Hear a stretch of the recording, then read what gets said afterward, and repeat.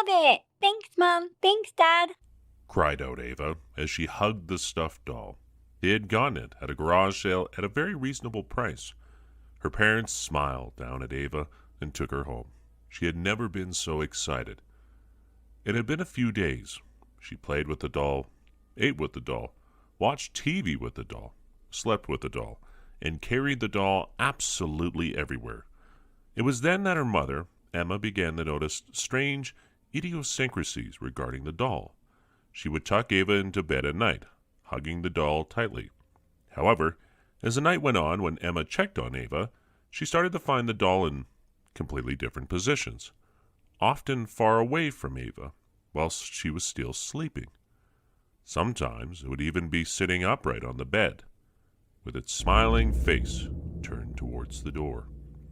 The new doll started to make Emma restless at night. She would check up on her every hour or so, finding the doll in different positions, almost every time. Emma talked to her husband, and he laughed it off, saying Ava's probably just messing around with her new toy. So she let it go. One night, Emma heard loud thuds coming from the hallway outside. She checked the time, and it was just after 3 o'clock in the morning. She went running into Ava's room where the sounds seemed to be coming from. To Emma's horror, Ava lay on the bed with her face ripped open.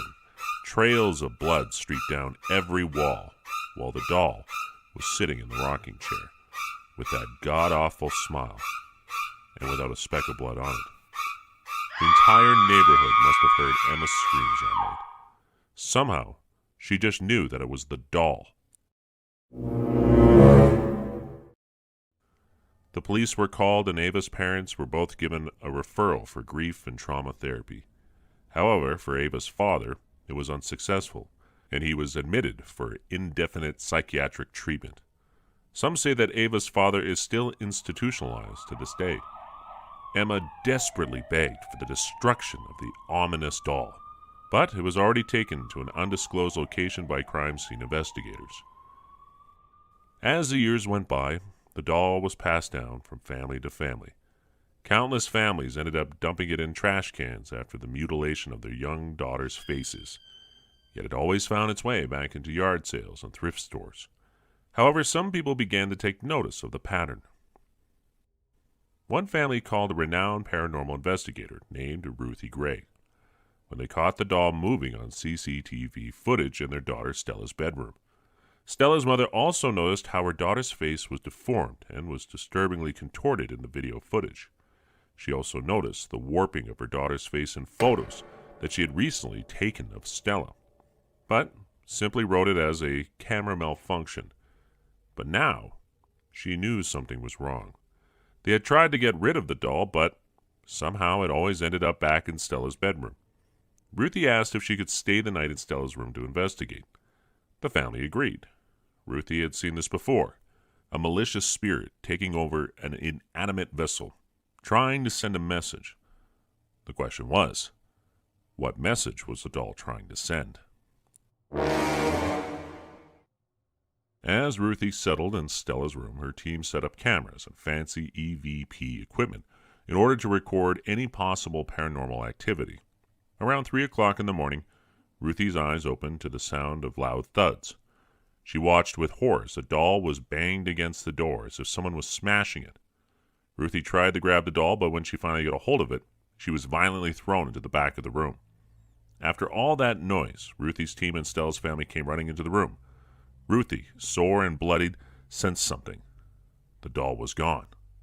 Stella. Stella's in danger. She yelled. A loud, violent scream vibrated throughout the house. Everyone ran to the master bedroom, where the sound appeared to be coming from.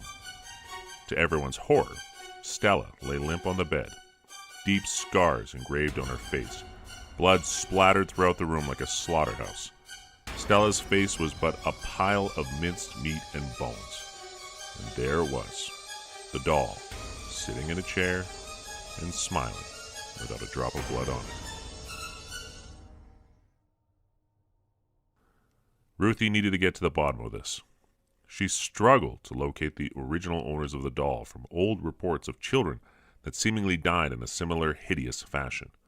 She began questioning the families that had fallen victim to the doll, and almost all of them said that they got it at some sort of yard sale or thrift shop. It appeared as though all of the doll's previous owners died on the 13th of the month, and they were all found dead in the same ugly way. Ruthie traced this vicious cycle back to the morning of December 13th, 1872. She found an article in the local archives under the category of Strange Happenings. The article detailed a story of a little girl from a local farm who was playing in the field alone whilst her parents sat on the porch enjoying their morning coffee. The little girl's doll fell on the ground and got stuck in a thorny bush. While she struggled to get it free, she was hit in the face with a plow and was killed instantly. She lay in the field dead and bloodied with her face brutally disfigured. The grief was just too much for her parents, and they decided to donate all of her belongings to charity.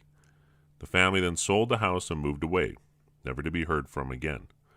Ruthie believed that the restless spirit of the little girl that died in the farming accident haunts the doll she once owned, jealous of anyone else playing with the toy that was once hers. Ruthie decided to have an exorcism performed on the doll, and then proceeded to lock it away in a large safe that she stored in her attic. Months went by, until one morning, Emma had heard the news of a suspicious death of yet another young girl. She heard the news and how her face was found viciously mutilated. As it turned out, Emma had been following the case of Stella and instantly decided to get in contact with Ruthie. However, when she called her, Ruthie didn't pick up. Worried out of her wits, Emma found her address in the Yellow Pages and drove to Ruthie's house.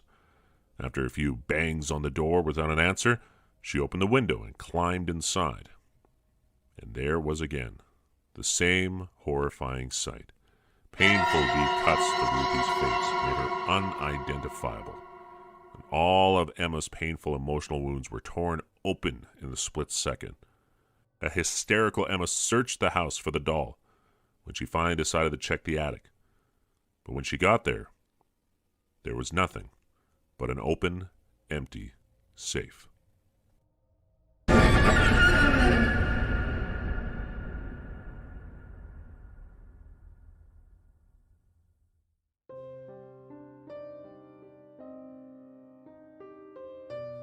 With the Thanksgiving festivities out of the way, I enjoyed a nice cup of tea by the window, observing the frosted flakes sticking to the side of the glass pane. It had been a hard year, which began with the death of our mother in January. But thankfully, both my sister Clara and I had established ourselves, so there was nothing left to worry about but the pain in our hearts. Could have been worse, I thought to myself. Yet it would have been nice if Mom could have been here for one last Thanksgiving. A few days before her passing, my mother told me to take care of my sister, which at the time sort of irritated me because Clara was always the successful one. She should be the one taking care of me, I thought. This had been a very lonely year because it was the first time that we no longer felt like a family. Now we were just two sisters meeting for Thanksgiving, trying our best to pretend that things hadn't changed. Clara flew from her university campus in Canada, coming all the way down here to the States just so she could be sure I wasn't alone for Thanksgiving. It was thoughtful of her, yet I had a suspicion that deep down she must have been worried about me. "So, Abby, how's it going?" Clara said to me as she came down the stairs after a shower with wet hair and a towel around her neck. "Not bad. How did you sleep? Is the bed here as comfy as the Canadian ones?" I asked, being snarky on purpose. "Stop it. You know I'm only up there since their med schools are more affordable. I really don't need your sass," she said, grabbing the towel from around her neck and holding it like a slingshot, threatening to whip me with it. I dodged her lash, and she started chasing me with the tensed towel. We both laughed at our silly game of chase. Felt like we were little girls again. It sure felt nice, having someone else in the house. Exhausted, we both laid down on the sofa, turning on the TV for some background noise to kill the dead silence emanating throughout the house. "So," she said, with a gossipy look in her eyes, "are you seeing anyone?" My cheeks felt warm. "Stop. Mind your own business. It's not my fault all of the guys are brainless losers in this shithole of a town, okay?" I told her, feeling flustered. Ah, I see, she replied, rolling her eyes with a look of silent judgment imprinted on her face. Anyway, Abby, do you remember this really weird red book that Mom used to read to us before bed? Hearing those words felt like some dust was being forcibly blown off my memory. Now that you mention it, I do remember something like that, I replied, recalling the feeling of pink blankets warming my legs as Mom read some sort of book. I don't think I ever committed the contents of that book to memory, though, I said. Yeah, I remember some details, but I was hoping you could tell me something about it. It came back to me when I was looking at this picture I have in my wallet. Hang on, Clara exclaimed.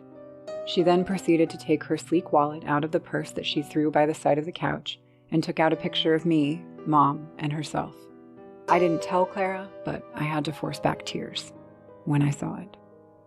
Yeah, I'm thinking what it could be, I told her, scanning my memory as best I could. Suddenly, a flash of something ominous pierced my memory, and I continued. Wasn't it something violent, said Clara, interrupting me. The room went silent.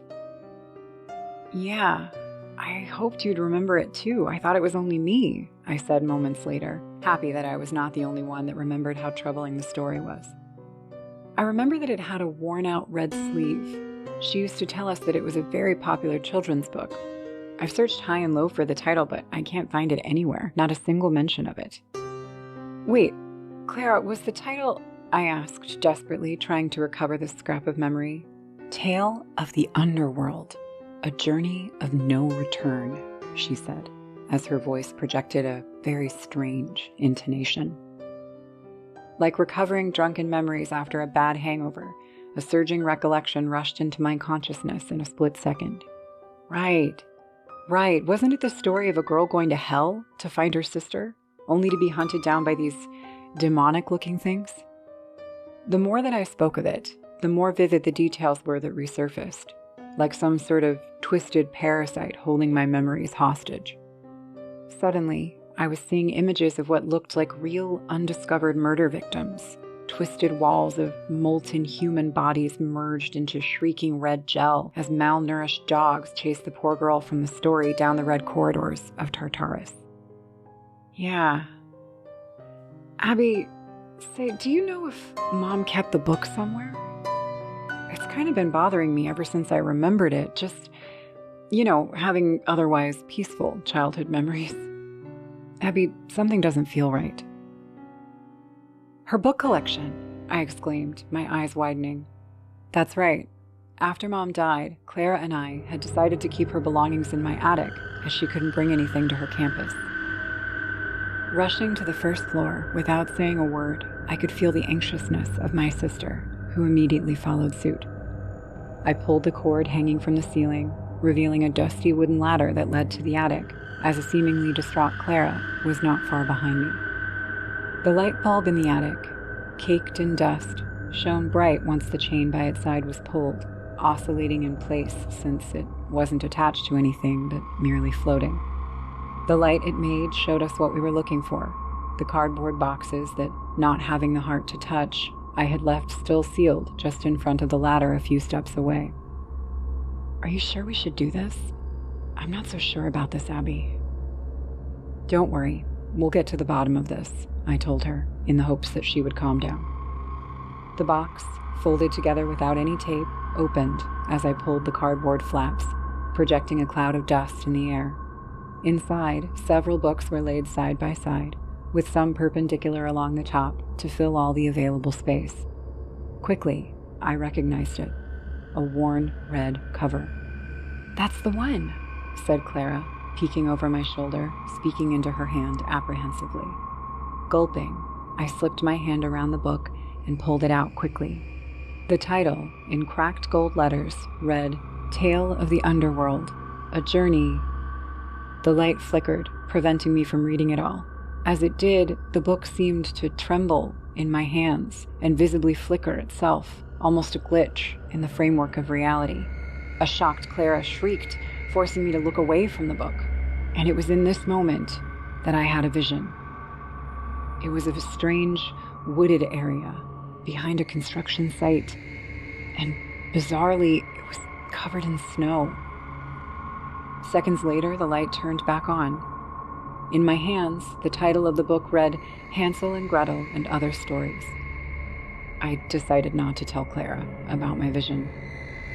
Opening the book in a hurry, I flipped through the pages, and indeed, there it was, the famous fairy tale book from the Grimm's brothers. Clara, having herself noticed the change, asked under her breath, "What just happened?" "I don't know. I had it in my hands," I replied, turning page after page, looking for an answer, but in vain. We took the book downstairs and read it in full, but we found nothing about the story that we used to remember, not the smallest detail, until eventually we were too tired to stay awake. I woke up the next day confused and questioning my sanity, wondering if somehow I did something wrong, if perhaps the book intentionally hid itself from me. I got up on the frigid December morning, putting on my clothes as fast as I could, having to drive Clara to the airport for her flight back to Canada. In a way, it felt that was perhaps a mystery best left unsolved. Now, I suppose, you'd like to know the reason that I'm telling this story. 2 months after Clara left, she was found dead. I lost my mother, and then shortly thereafter, I lost my sister. Clara's body was found by a hiker who happened to be walking through a backwoods trail in rural Ontario. She was found in a wooded area near a vacant construction site. Authorities never allowed me to identify her body due to the condition that it was found in. Clara was identified using dental records. I donated all my mother's old boxes to the Goodwill, and since then have found no evidence that a book called Tale of the Underworld, A Journey of No Return ever existed. And believe me, I've been searching. That was 25 years ago. Claire's murder remains unsolved to this day.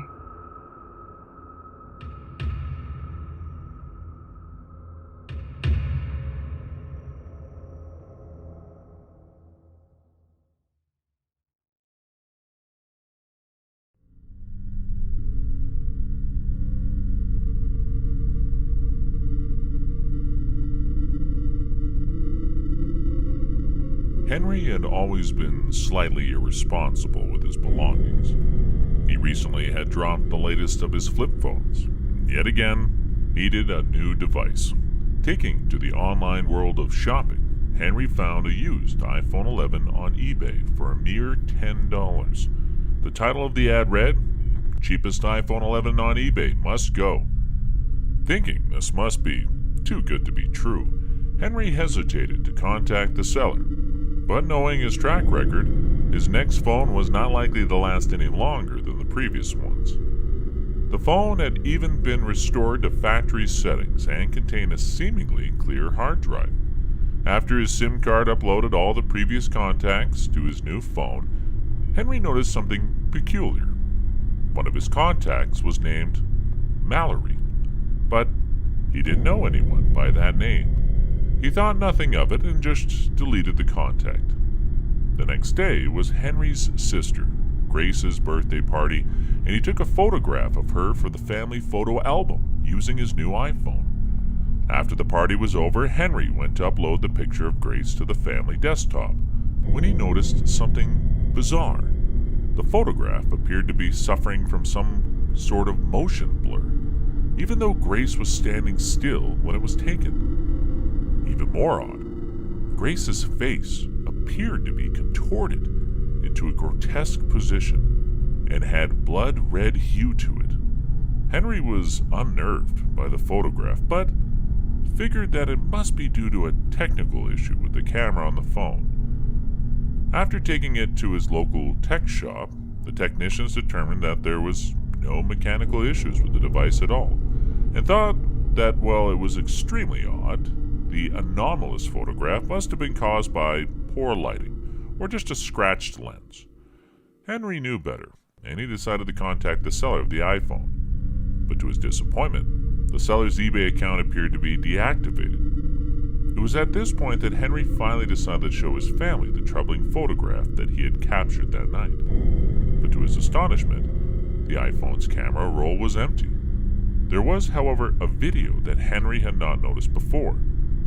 It started out with an empty picture in complete silence, but then progressed into a dark red screen blended with 4 minutes and 4 seconds of static and frequency changes that were so painful to listen to that he needed to stop the video. A terrified Henry decided that he needed to get rid of the phone and drove out to the local creek and tossed it into the river.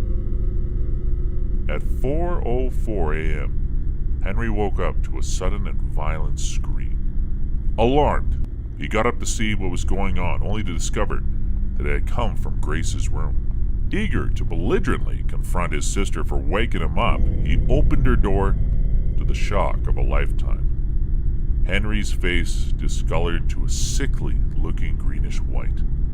Grace was grotesquely disfigured, her face contorted in such a way that resembled the mysterious photograph that Henry had taken at the party. Emotionally broken, Henry and his parents watched with both emptiness and horror as coroners withdrew Grace's mutilated corpse from their home. First responders hypothesized that her wounds had been self-inflicted with a kitchen knife, with the official cause of death being blood loss from severing of the carotid artery. Henry overheard a conversation between two of the coroners. One of them described a body found in very similar circumstances in a small town about 65 miles away. The previous victim was a girl named Mallory. An autopsy later determined that Grace's injuries were unlikely to have been self-inflicted.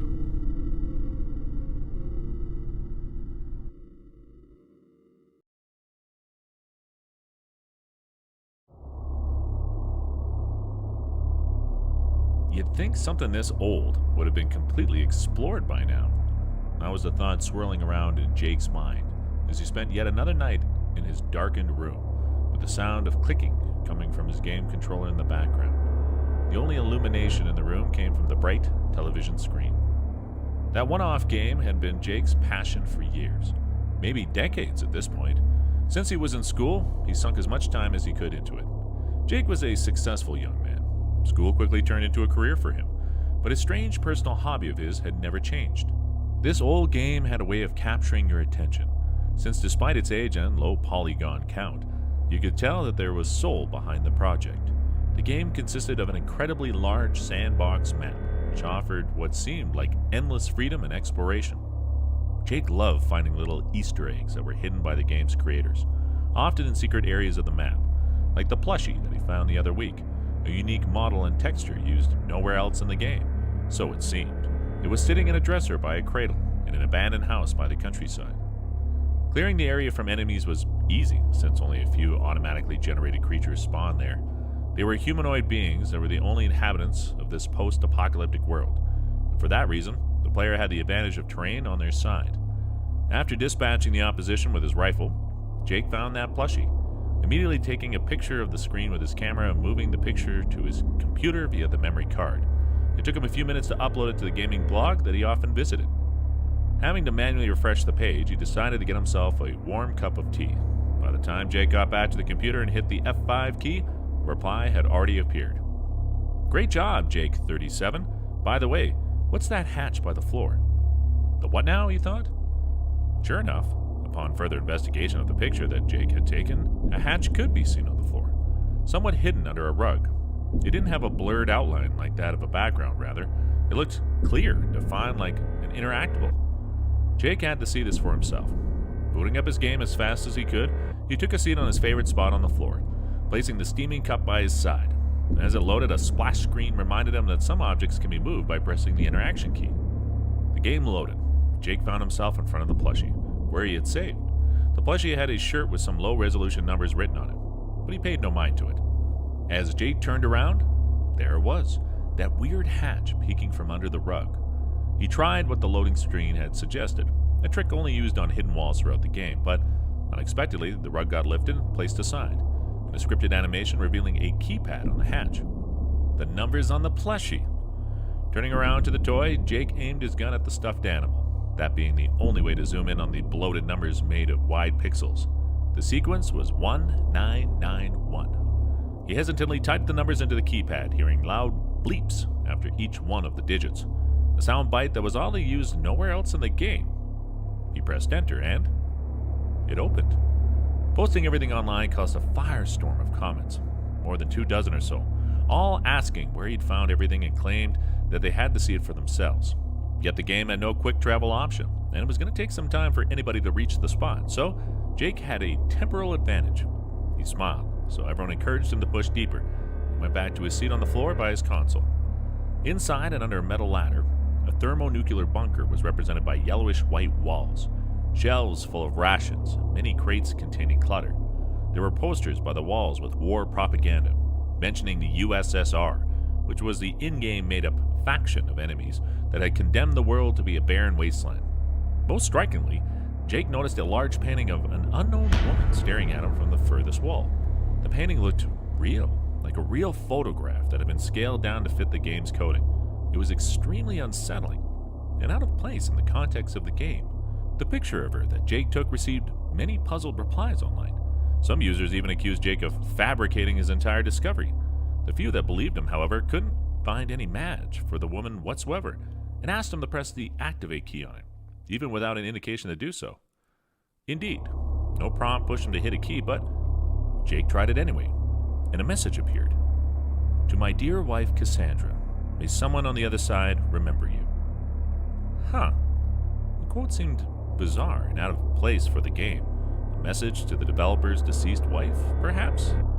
What does it mean by the other side? By that point, the forum had gone insane.